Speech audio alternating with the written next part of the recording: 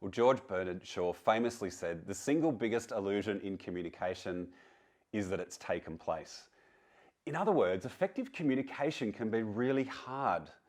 And yet we know that open communication is one of the key ingredients in a healthy relationship or team or organisation. I think if we're honest, we know it's not policies that create organisational culture. It's the conversations that happen in organisations that set the culture. So how do we cultivate open communication?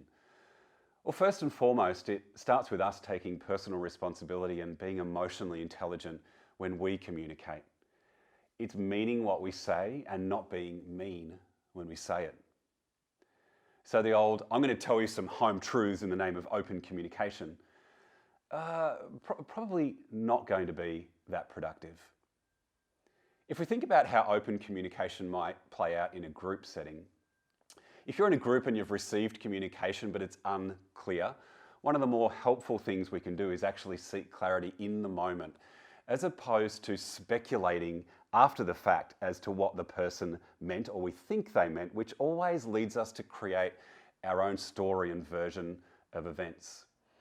And secondly, we can determine as a group to discuss the undiscussables. What do we mean by undiscussables? Well, they're the elephants in the room. They're the things that everybody knows, but everybody knows not to talk about. After the Challenger disaster, NASA determined that they would create a Name the Elephant Award for their staff to encourage people to discuss the undiscussables. Why?